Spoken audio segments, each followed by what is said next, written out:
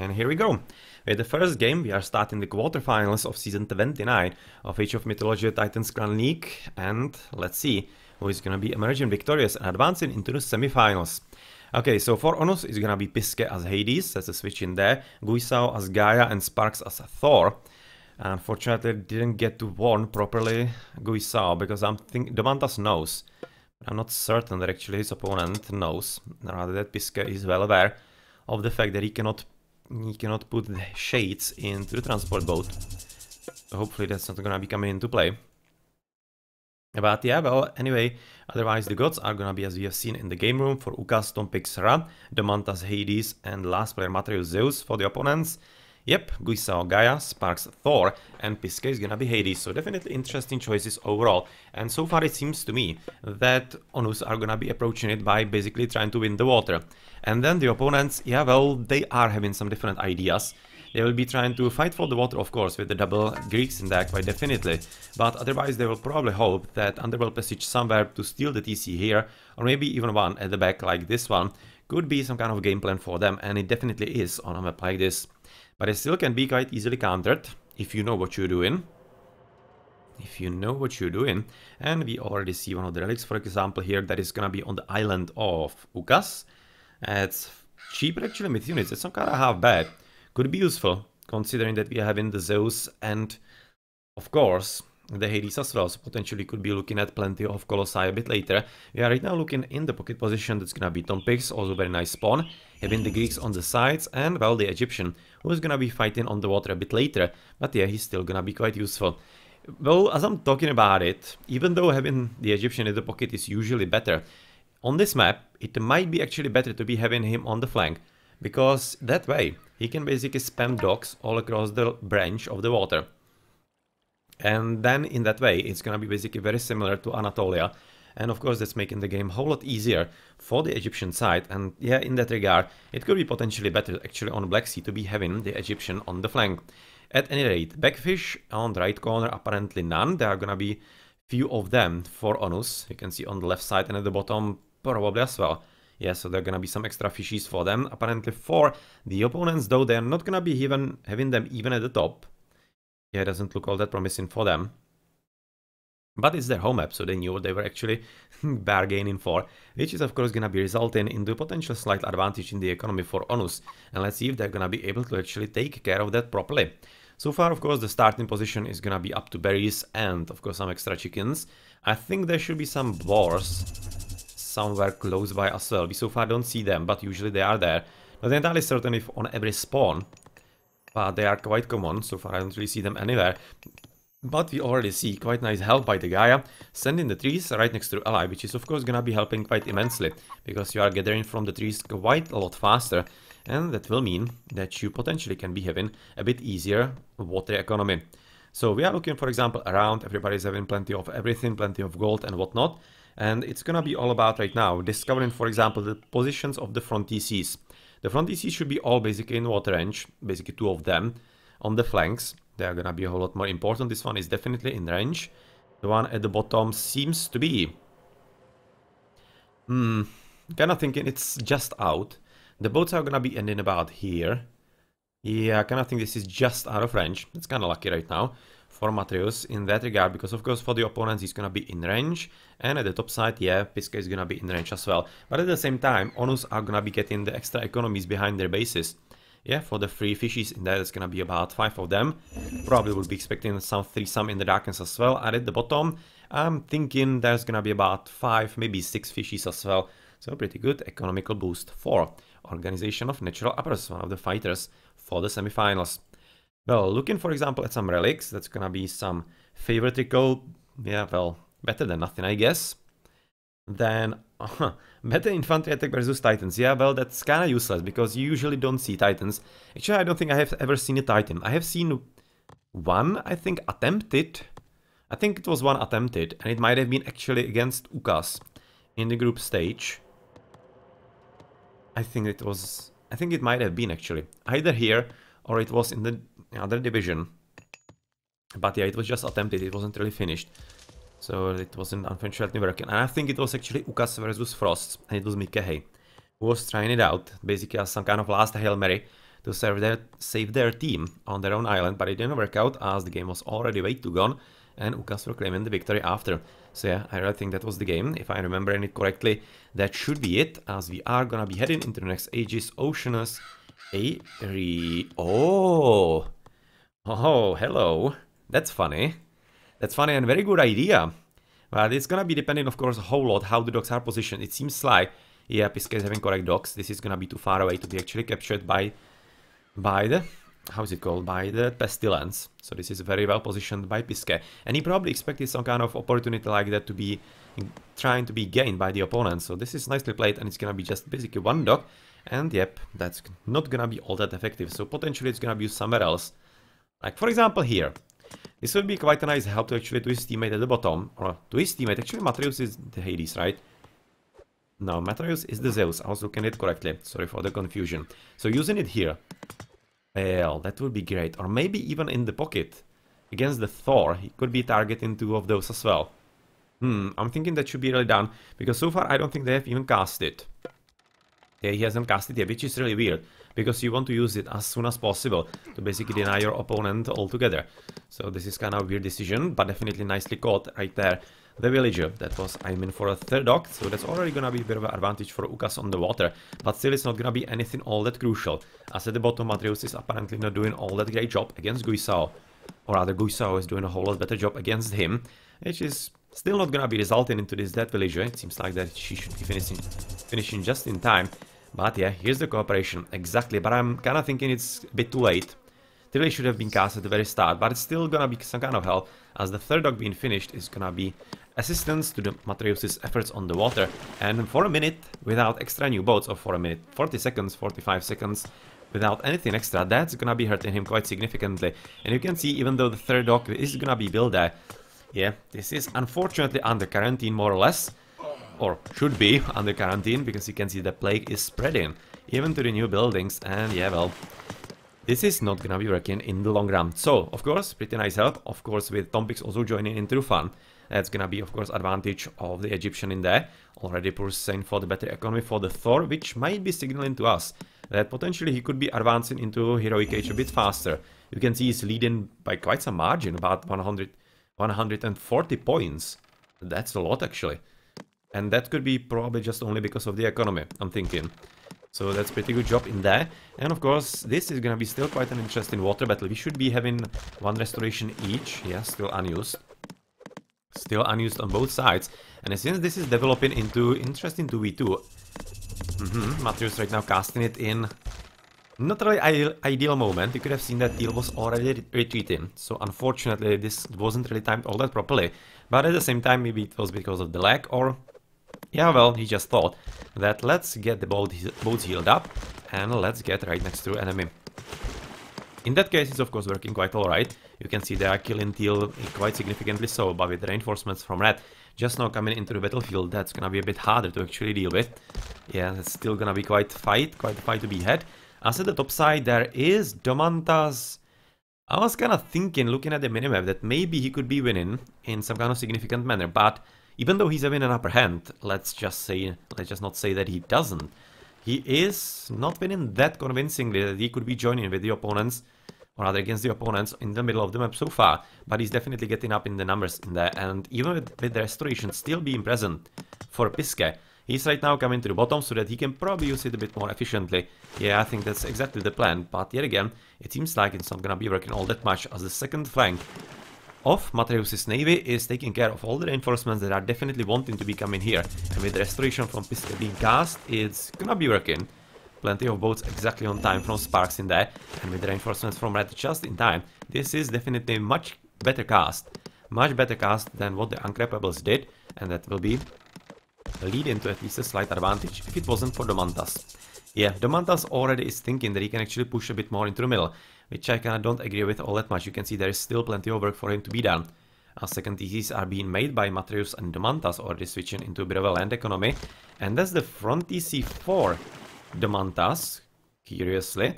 Whereas Matreus is actually going for the one at the back. Curious choice. This is kinda basically telling us and reflecting what is happening on the map, because Domantas is a whole lot more confident in his game plan. and his gameplay, so he's basically kind of slightly winning on his water. So he's thinking, yeah, let's go for the front one. Whereas Mateusz is not feeling that confident himself, so he's going for the back one because he doesn't want to lose the front one to some kind of surprising attack. And Heroic Age advances. Let's check if Heroic is coming up. No, it isn't. So far it's still quite a fight in the classical age, and it's gonna be staying there for a bit longer. But at this point it's almost looking like that we could be looking at some kind of closing moments of the water battle, because the Egyptian strength would be expecting a bit more from him, but apparently it seems to be more or less enough, as Red is already diversifying his attack, which is always kind of signal that the enemies are recognizing that the water battle is slowly trickling through their fingers, and they need to do something else if they want to somehow stay alive, or maybe at least annoy the opponent a bit longer, so that they can probably get, or rather possibly get, some economy going for themselves. This is right now quite an interesting division between the players on ONU's side, as Piska is using the opportunity for the back food, whereas you can see that Guisawa is not at all.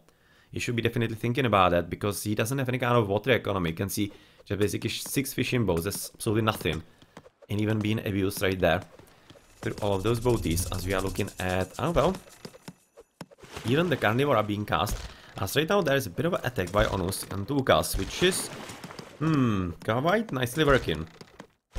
Quite nicely working, but I'm just basically waiting for Domantas to put his back fully into it, but he doesn't have anything else. He cannot give up on the water. This is curious, because you can see he's basically giving up on the water altogether. He's not even making any new boats, so that should be probably advancing to the next age for him. Well, it isn't. He's switching to plow, interestingly enough. Hathor for Tompix though, that's important. But this is kind of unexpected development, because Domantas was definitely owning the waters in there. But right now, absolutely nothing from him. And we see some already mythical unit and some heroes actually being transported. And that was by what? Transport boat? Yes. Transport boat at the bottom, so this is definitely nice, going for very surprising landing, because at this point Guisao is trying to get the second DC, and if that gets disrupted, oh well, that's gonna be even worse. And he seems to be aiming there, and oh, here are the boars that I was talking about at the very start, and here we go. This is an issue. This is an issue right now for Guisao, but is it gonna be something game deciding? I'm not all that certain. I'm not all that certain, because the water is still kind of open on all sides. What is true though is that Domantas is not really coming for anything. He's going full on eco mode, and it seems that Tompix is not really that far behind with the idea. Going for the second TC, just not advancing through Hathor, having a bit of a kerfuffle with the lion in there, and third TC already also being captured by Mateusz in the front, as he's definitely feeling confident right now that he can at least hold it for a moment. Yeah, he's gonna be losing the transport boat, we have seen just there, but at the same time, of course, he has forced the opponent off the hunt and killed one of the citizens. Definitely nice job, as the Valkyrie, it was just not fast enough to arrive for a bit of help. And well, against Jason and Odysseus, she's not exactly the unit that should be defending. Yeah, definitely isn't, but at least right now Guisao did finish the DC in there, and a bit of extra help is gonna be coming through some heresies from the Thor. There's gonna be second TC and third TC for Thor as well. For Piska, he is just a 2, still waiting for the third one. As on the water, the battle is definitely not going anywhere all that much, just a few economies for everybody. But it seems that actually ONUs might be thinking that the water could be theirs. You can see plenty of boats right about now from Guisao. But I'm also kind of thinking halfway that Mateusz and overall Ukas are thinking that let's screw the water. Let's let them actually overpower themselves on that and advance on the land a bit faster, because they definitely are going for that. And they're gonna be waiting for some underworld passage, I'm thinking. Bragi for Sparks, just about now advancing, but otherwise nobody's advancing. It's kind of weird. It's kind of weird, just everybody going for the economy in here.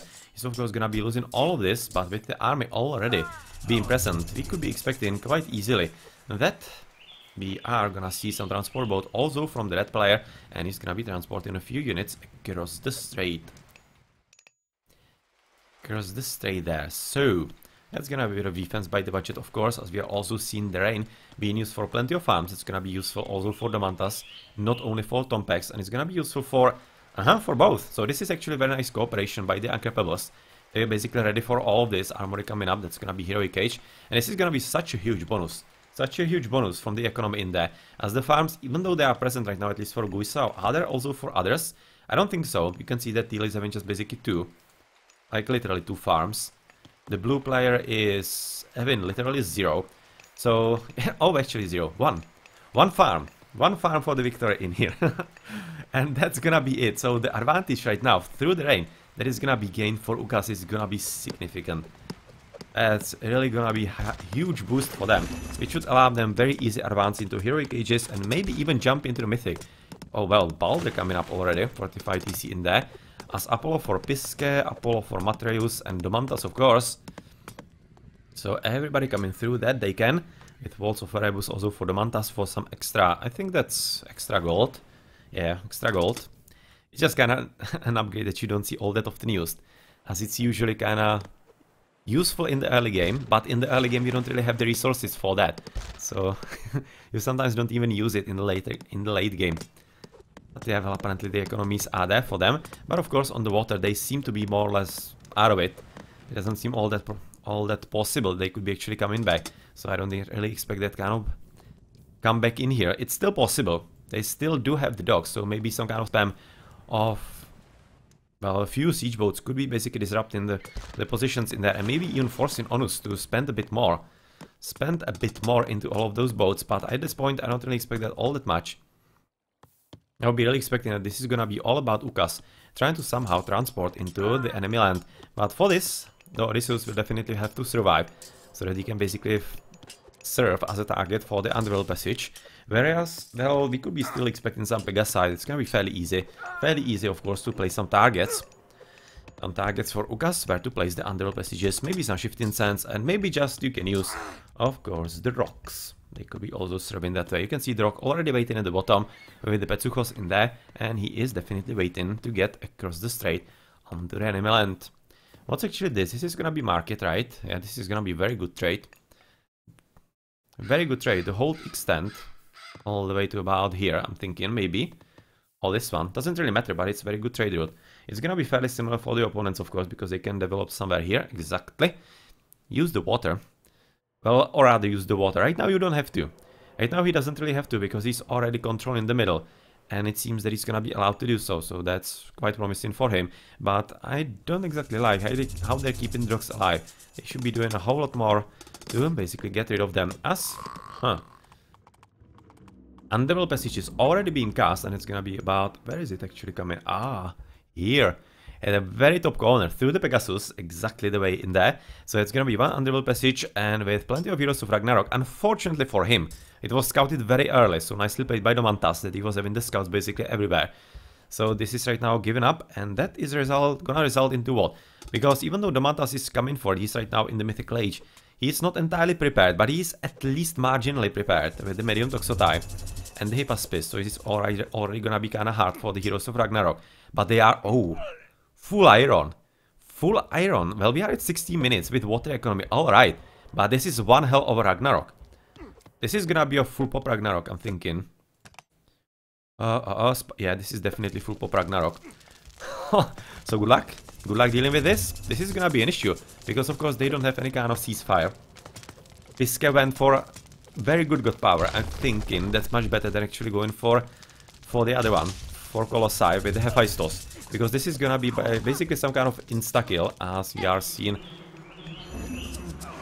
But I don't exactly understand it. This killed just a few villages, but anyway, could have been probably kept for something like, I don't know, maybe Titan Gate, but it wasn't, as Underworld Passage is being cast by Matreus. And Matreus is probably gonna be coming from where? I'm thinking, yeah, he's gonna be trying to help his teammate. So this DC is toast, there's not really all that much of a doubt about that. But it's gonna be quite costly on the opponents, of course, on those Heroes of Ragnarok. And even though they are fully upgraded, they're gonna be dying like flies here, I'm thinking. And let's see how lasting this is actually gonna be resulting, or rather how lasting this is gonna be, as this Underworld Passage is a huge problem. You can see the upgraded Champion Toxotai already coming in from blue, with very nice upgrades, bronze, copper. But this mainly is gonna be getting rid of Underworld Passages, and that's gonna be meaning that UCAS are down to only one. They still have plenty of options through the rocks and whatnot, but they are definitely on the back foot, definitely in heavy defensive. And let's see if this is gonna be working for them, because so far I'm not really certain that UCAS can somehow confidently actually defend this. This is gonna be Shifting Sands into the back. Oh, and this is gonna be hidden. This is gonna be hidden. Yeah, this is hidden. This is absolutely not visible so far. This is gonna be probably seen a bit later when some of the ox caravans goes nearby. But it's gonna be already way too late. And there is gonna be having foothold on the enemy side, which is gonna be resulting into plenty of chariot archers and everything else. So that was bold into... not entirely certain what. I will be thinking either Helepolis or it was some kind of unit. Doesn't really matter all that much at this point. I will be thinking it was either Helepolis or some kind of myth unit. But at any rate, this TC is toast as well, even through all of those towers in there. So still, is it gonna be resulting into something significant? Because the defense seems to be working quite alright, even though the heavy Kontarai are quite problematic. You can see the bronze and copper. That is already quite a good level of upgrades in here. And for the opponents, you can see purple Domantas is at what?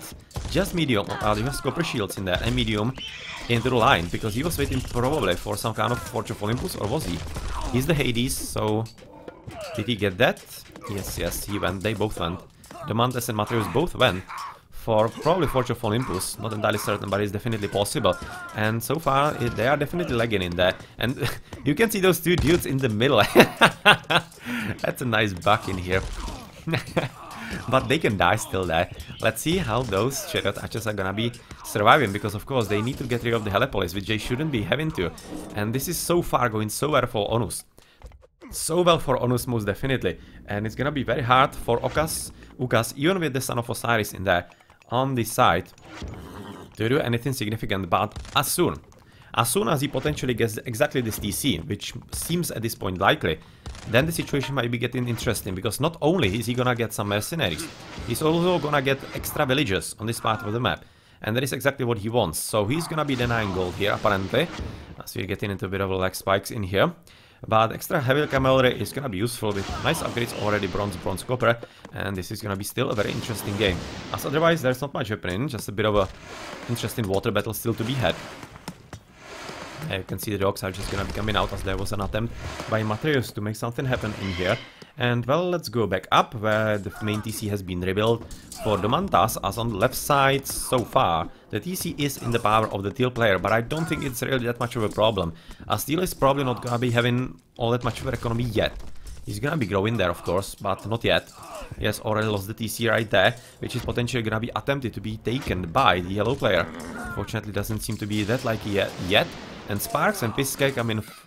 rather Piske come in for the Titan. This is something that, yet again, could be interesting, because really, if this TC comes for Tompix, or he can get some extra villages, he can even produce a Titan in here, with the Son of Osiris in there and all the extra armies and whatnot. But it's still gonna be pretty hard, because apparently there is already plenty of defense to be had by the enemies, and they are really dividing their attention quite well. And with the Gastra feats, they should be quite a competent unit to get rid of all this beachhead from the opponent. So that's that, looking quite promising so far. So far for Onus, not really all that much for Ukas. Onus are gonna be losing the TC, so slightly better for Ukas right there. You can see Champion Myrmidons in here with the upgrades already, iron shields, bronze, that's very good. Even you can see Aegis in there, that's good, from Athena. So that's of course gonna be useful, as those military buildings still stem in, quite plenty of them, through the Underworld Passage. This is very well played by Onus. And well, this could be quite fine for them. I'm gonna be trying to do something, as the lag is annoying me slightly. Hopefully I've just closed my browser, which sometimes, when it's actually running for a bit longer, it's having, or rather making for a bit of problems. It seems like it's actually helping a bit. So yeah, hopefully it's gonna be better for the time being. And otherwise, nothing else happening, just on the water a bit. Still a bit of water battle in there, trying to get rid of the dogs, which is basically like Green just keeping the opponent busy, it seems like. He's just rebuilding bigs, or rather, dogs absolutely everywhere, and this is a horrible placement. This is a horrible placement, because this is in the range of the siege boats. Come on! Come on! Onus! Notice this, kill him! Oh well, even though that is a defensive one, that is actually a defensive Underworld Passage back up to actually help Domantas. It's still quite significant, because it allows, of course, movement across the map. And here we are seeing that Son of Osiris is probably gonna die, unless there is gonna be some kind of assistance. And second Underworld Passage is going in, trying to desperately keep this alive, because Ukas are probably right now thinking they need to keep this alive if they want to win this game. And I kinda have to agree, because it doesn't look like all that great in here. But having the Underworld Passages in such weird places, such absolutely weird places in here. This is wide open to be killed. That's gonna be end of the help from Domantas if that happens. So I'm really thinking that Domantas should be building military buildings somewhere about here. This is really kinda not clever. You can see finally, thank you. Finally, the villagers are coming there, as this is also could have been cast about here, it would have been like tons more safe. But yeah, so far that's not happening, which is of course giving some opportunity to the opponents to keep their presence and mainly still continue pushing forward, even though the TC has been taken by the Mantas, and right now the push is gonna be very real. So Carnivora cast, that's not really useful, but Piske casting the Titan Gate and basically trying to make the Titan for the defense in here. This is interesting, and we might be seeing just basically one of the first Titans on Black Sea being finished and being useful as well. So that's kind of curious. The TC is still down for Sparks with that 2 TCs, which is potentially a bit of an issue. And of course the issue is that they are also losing the trade. But for the teal player, as he's after Ragnarok and he is only having 2 TCs, his rebuilding of the economy is kind of slow. He has plenty of food, obviously. Plenty of food from there. There is wasted pop limit. That is potentially an issue as well. They could definitely be using all this pop limit for themselves. Oh, and here we go. There is another attempt on the water yet again. This time it's gonna be coming from the top. And they are definitely correct to do so, because yet again, this TC is in water range. And if they can actually delete it, and the one at the bottom as well from Guisao, that's gonna be disrupting the game plan for the opponents quite significantly and could be giving them pretty good chance on making something significant happen. It seems like the teal has actually rebuilt his economy enough. Or maybe he's even receiving some kind of help. Let's check if there's some kind of slinging. There is actually slinging going on by Guisao and Matreus even as well. So they're probably sending into those 2 with the zeros, into Sparks and the Mantas. Makes sense, depending how the, or rather looking how the game is actually going. So it doesn't surprise me all that much. But this is definitely looking well for Sparks, rather nicely for Sparks, but with all the military buildings already being here, it's looking like that even the underworld passage missing already, you can see that it's been killed. It's not really all that much of an issue. The villages are there in pretty good numbers, but are there for yellow? Yes, okay, yeah, they are, because he has already killed the TC in there, and he's gonna be taking the TC for himself, and here we go. There's gonna be, of course, attempt on the Titan Gate already, with all the Helepoli getting killed by the villagers, which is, of course, exactly needed, but they're not gonna kill it yet, but they're gonna be keeping it on low hit points, which is basically the same at this point, because they just need to buy themselves a bit of time to be a bit more efficient. We also see that TC has been killed through the water, definitely nicely played by Piske, but it's also something that should be happening here from the top and at the bottom as well. So yeah, plenty of opportunities for the opponents to do something like that as well. In the meantime, Guisao is still pushing forward. They're pushing forward with all the might that he's having, with the champion fanatics and all the upgrades that he can potentially humanly get. And of course the opponents, that's gonna be absolutely the same. Oh, scares that. He's not having champions. Domantas is not having champions, and why? I'm not entirely certain. Maybe basically the killed town centers cost him plenty, but he definitely needs to get champion Toxotai and champion infantry as well, because that's costing him quite a lot on the battles in here. And well, that's one of the reasons why he's actually not exactly winning. And he's actually losing. It's actually very nicely played, of course, by Guisao, as he's leading all the extra population limits, so he is basically spamming buildings in there, making it hard for the opponents to get rid of it. But with the TC right now being captured on the other side of the island, they are definitely yet again getting closer and closer to the Titan Gate. Closer, ever closer. And with all the military buildings being brought up next to the fortified TC, and with a very good trade they're still having alive, because they are coming to this TC from all the way on the backside in there. This is really kinda tough. Kinda tough for ONUs, but I'm still thinking they are having the upper hand, because this is kinda tenuous grip, nothing really all that huge and secure for UCAS. And basically, if the Titan gets up, then it's gonna be it, I'm thinking. But if they can somehow keep it dead, which is gonna be very hard, but they should be definitely hurrying up. Okay, come on. They probably gave up on it, and that's gonna be meaning Titan goodbye, and with that gone, that's gonna be also villages goodbye and everything, and that is not good news, because of course they don't have any kind of extra god powers. They will be down to literally just the rocks. Literally just the rocks coming in, and that might just not be enough, because it could be even taken down by the water. But yet again, this is exactly what we were hoping for from UCAS to see, as we're apparently having a bit of a lag in there. Yeah, you can see the Mantas in the red. For a moment that was also Piske, I'm thinking. And they are getting rid of the TC of Piske, and since he is down to just one TC, because he has been stolen the one at the back as well, and with Titan up, he's basically out of population limit. At this point, he has like 0 population limit for army. But of course, the Titan is a pretty good army. That's a pretty solid army, and he should be taking down this town center quite alright. Even though through all the military buildings and units in here being produced, it seems quite okay. And well, at least they are keeping this TC still down through those few units in here, and that's definitely a good job. In the meantime, the battle at the top is not going anywhere all that much. It seems that Domantas is able to somehow defend against the opponents, but he's still missing the champions on both the lines. Yeah, that's... let's check how many resources he's having. Not too many. Yeah, he's having problems with food.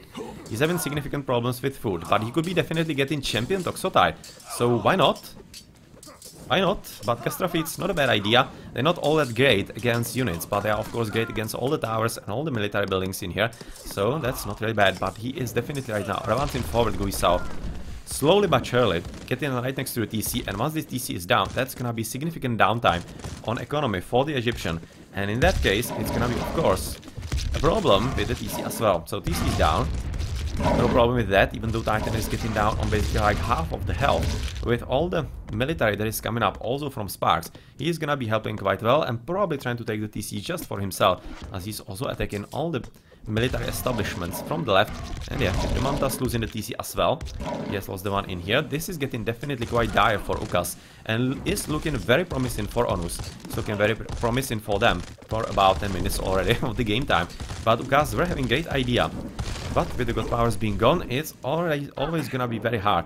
Even though they are trying to do what they can, finishing the TC under the fire of the fortress and the guard tower. Or are they finishing?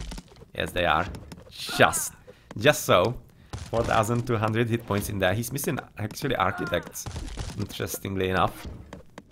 But at least the TC being up, it's gonna be also resulting into downing of all the buildings with the extra war barges in there. And with all of those helipoli that are still gonna be present by Domantas, or rather by Matreus, this is gonna be tightened down. But much more importantly, this is probably gonna be resulting into this TC being down as well. And Piske being resolved, or rather, basically deleted from the game. He's gonna be down to 0. In here, it's looking still quite alright for actually Guisao's advance. He's definitely advancing quite patiently, but very well. Very well, but I'm slightly getting worried for Onus that are a bit too patient. A bit too patient with this advance, because... let's face it, Piske is gonna get deleted from the game. And Domantas is not deleted from the game. Domantas is not. So I'm really liking this whole lot, especially with this advance at the bottom by Matreus, who is already rebuilding the docks yet again and still fighting for the water quite in full. And of course he has deleted the TC exactly as we said that he should, and he seems like to basically learning from the opponents, and he is going to be of course taking the TC for himself. So Tompix has lost the TC, Piske as well.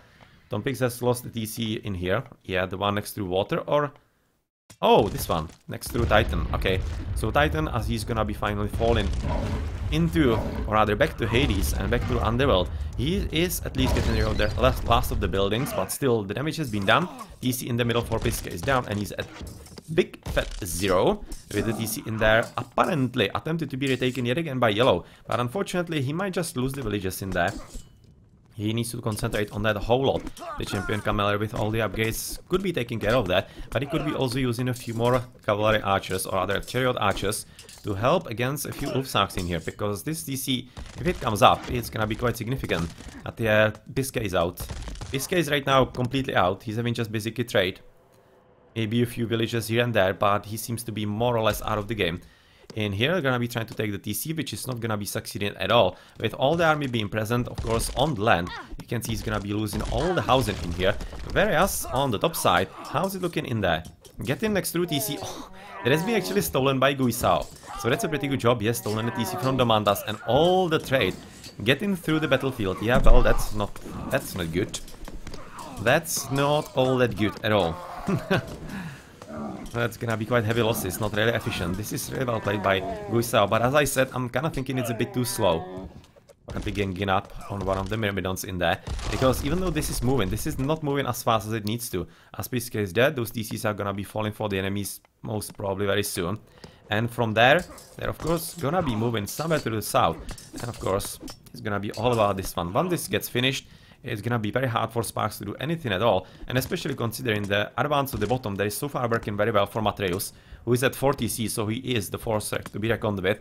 He is moving ever forward, gonna be killing this DC, and this is of course gonna be resulting in a huge issue. And finally, Domantas has found his way back in there, and he's even gonna be stealing the funny Hesperitry in there. That was supposed to be some kind of protection of the Underworld Passage, and also a bit of assistance, of course, into war effort. But the Underworld Passage gone. Okay, Red cannot go back. Red cannot go back, and he's gonna be killed here as well, because this is just gonna be question of time, as he's gonna be losing economy inside his home base. You can see he's gonna be losing everything in there. So, as it looked like, that actually ONUs are so close to closing the game. It's gonna be anything but, with the cavalry being in the middle, and yeah, this is at this point quite convincingly coming for UCAS at this point. Quite convincingly so. Even though of course the TC is gonna be under attack yet again, more important fact is that Guisao has lost it. He's down to 1 TC. He has even lost right now the one on the enemy island, so he's absolutely out of population limit. All he has are all those buildings, and that's just not gonna be enough, even through the very good upgrades that he's having, of course. Yeah, that's just not gonna be enough for him. And the Shades helping as much as they can, but unfortunately it's not really all that enough. Biscuit trying to basically rebuild himself at least a bit. At least a bit, as there are all kinds of interesting buildings everywhere. And Tompik seems to be yet again in the power of the fortified TC, as this one is trying to be taken by Sparks, which is like trying to deny it to the opponents, much more than anything else. Which is not a bad idea, but yeah, with the Colossi in there, it's just gonna be easy to take it down. And with the Elise, interesting switch in there. Apparently feels confident with the economy that he's having from the cavalry and whatnot. Yeah, well, Wolfsarks are pretty good against cavalry, so can I guess? Makes sense, but I would be like in a whole lot more, plenty of chariot archers, so what's the issue with that? What's actually the issue with that? The TC is back up at the bottom, as in here we see still some kind of attempts by Matreus to keep this alive, with plenty of military buildings, trying to get rid of the trade altogether, which at this point of course is quite significant, as you mustn't forget the gold is slowly, actually running out. And yeah, well, the situation is getting very dire for ONUs.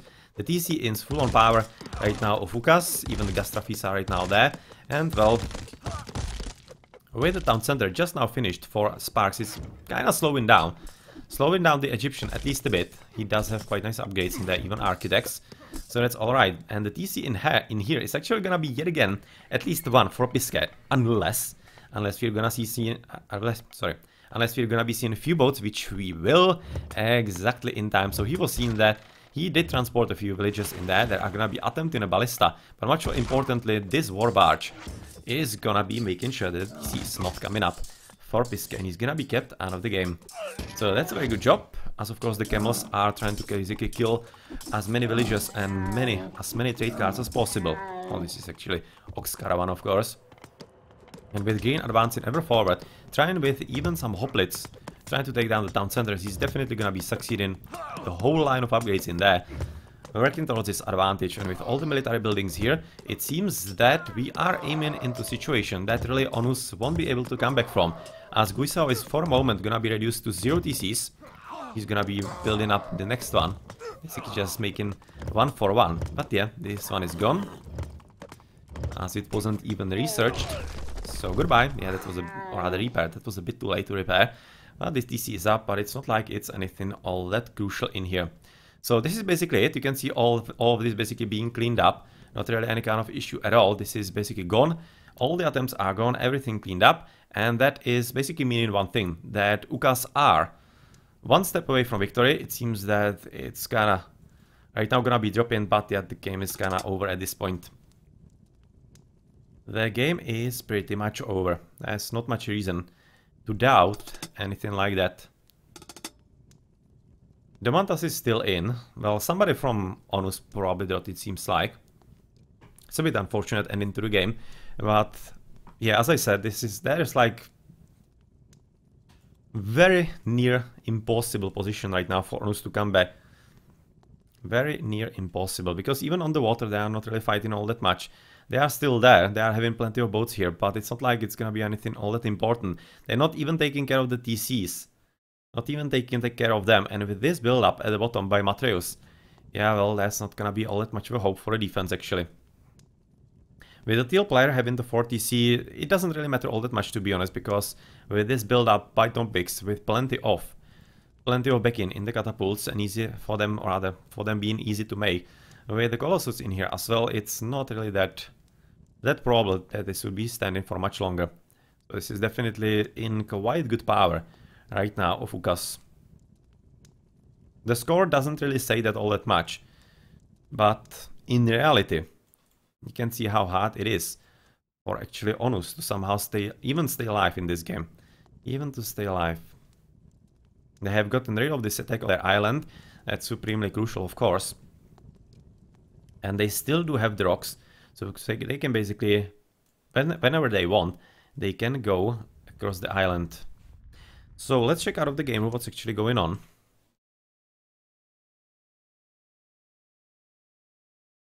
Let's have a look. Need to find the correct window here.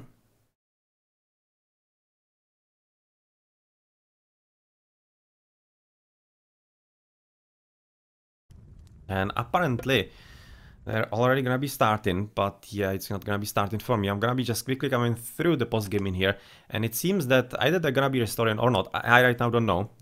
They haven't really said anything in the chat. So if there's something interesting, just a huge economies in here. Plenty of gold for the Egyptian, but really well played overall. Really well played by both sides. So let's see if this is gonna be it, or if they're gonna be restoring it, or what's gonna happen. So, GG.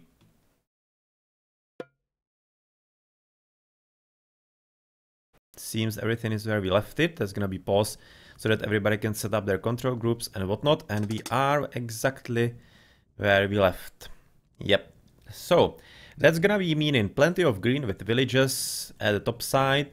Then there's gonna be plenty of yellow in here as well, with this getting killed by all of those hoplites, of course. That's gonna be fine, as we are already moving to the bottom as well. And otherwise, yep, surviving the attack by the horses in there. That's gonna be attack on the TC reasonably soon, so this should be heading into some kind of combination of control of UCAS pretty soon, as we are gonna be right now continue with the game at the top. Not any kind of problem for either side, because this is gonna be the two last buildings in here, with even some extra trees in the forest in there.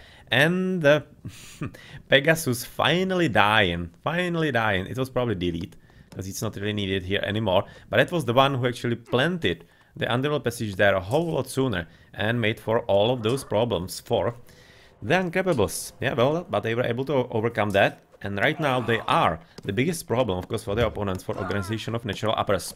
So right now ONUs are gonna be hoping to win the water and basically control it. They are still controlling it quite alright. You can see even getting rid of the TC by Tompex, but unfortunately they don't really control their own land. This is gonna be quite fully onto Sparks. Well, plenty of villages right now getting killed in significant numbers in here. That's not good for, of course, red economy, especially considering that he's at 1 TC.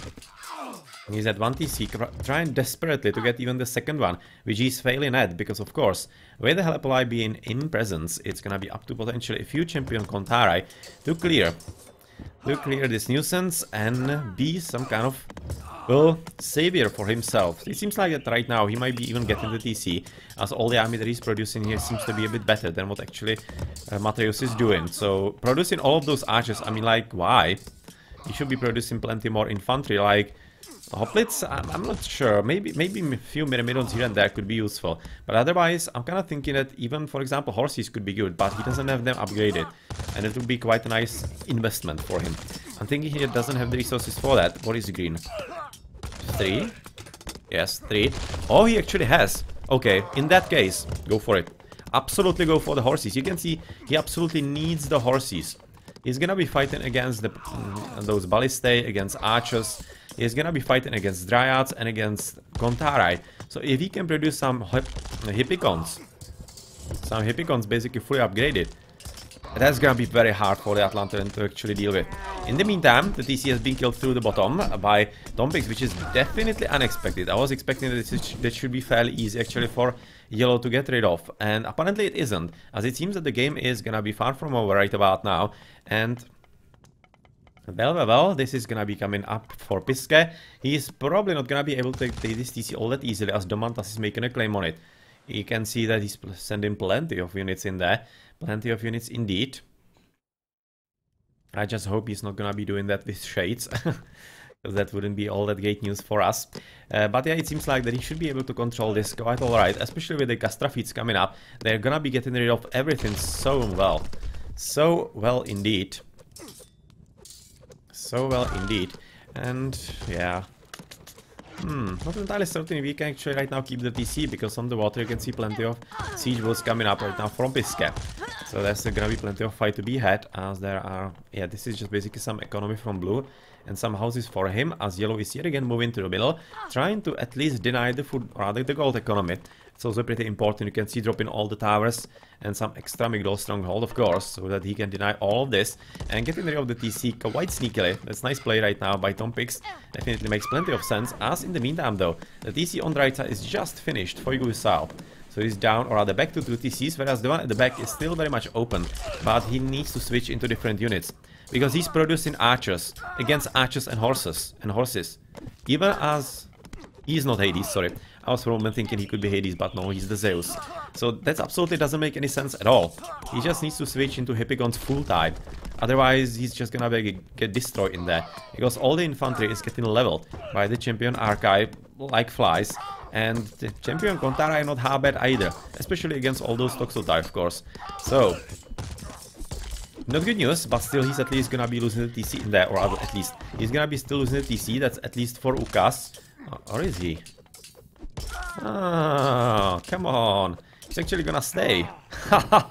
He's not even able to take down the TC. Well, that sucks for him. Because of course right now this one Colossus is already getting down. This TC is probably gonna be still keeping down. Or rather, this is gonna be still down for the rest of the game, it seems like. But I would be definitely liking, yep, exactly, if Guisao was trying to keep this TC down as well. Because it's gonna be resulting in Tom Pix being at just 2, and since he is, even though he's coming for the one in the middle, there are plenty of units still to be had by Sparks, and that means that Sparks is gonna be having quite a heyday in there. Not really any kind of issue for him. He's having the economy and everything for it, so I don't think this is gonna be all that working for him. In the meantime, at the top, that was a TC taken by Sparks. 1 TC is in power of Pisca, second is not being able to be finished so far. But interestingly enough, there was also a TC taken down through the water range, of course, for the Mantas. So he basically tasted what he was doing to his opponent the whole time. But yeah, with all the navy, he's gonna be, yet again, making sure this is coming down. And in the meantime, coming for the water bed. So it's probably gonna be all about the water in the end. And I'm thinking it would be a very good idea for Ukas to try and basically right now force the water battle in full. Get rid of all the food economy in here. Get rid of all of those boats. And basically through that, control the rest of the game. Because that seems like a pretty viable way for them to win. Pretty viable way for them to win. So we are still continuing with the game. As Red is trying to get rid of everything that he can. This has been lost through water. Through water, yes. Through all of those Oxywar barges. And it's gonna be extra villages being sent in, trying to take the TC yet again. But with, of course, the palace in there, it's gonna be a bit kind of tricky.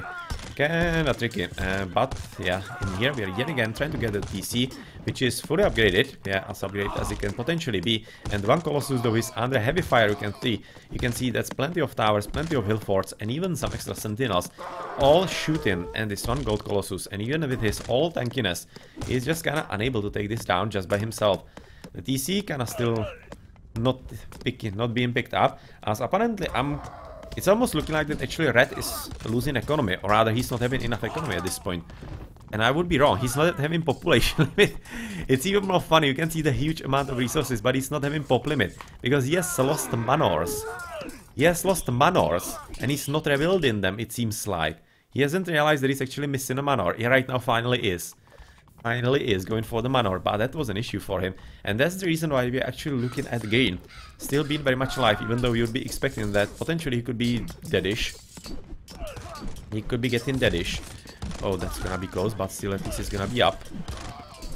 Gonna be helping, but he needs all the heroes that he can get. And it's gonna be Helepolis, then Bellerophon, Jason, and Odysseus being built in the second one. But is it gonna be finished? might not even get finished before Odysseus is out. Yeah, it's not gonna be. Interestingly enough. As in the middle, we are looking still at plenty of green buildings in here with purple as well. So they are hoping they can right now, yet again, push forward. They are right now, yet again, trying to get a TC, which could be succeeding at this point. Because it's almost looking like that the water is maybe getting cleaned up, finally, for UCAS. Because I don't see Piske anywhere on the water anymore. You can see he has lost all the docks. Yeah, there was an attempt, some kind of market maybe or whatnot. So this is gonna be fully clean indeed. And that's gonna be resulting in the settlement coming yet again into UCA's hands. And otherwise, yeah, well, Piske is still very much alive. Even though I said a whole lot before that he's pretty much dead. Yeah, well, but at least still having plenty of life in him left. But it's not gonna be all that long lasting, I'm afraid, because even with all those towers and the TC, the Helipoli are a bit too strong. You can see they're gonna be not fully upgraded. They're having engineers, but they're not having draft horses yet.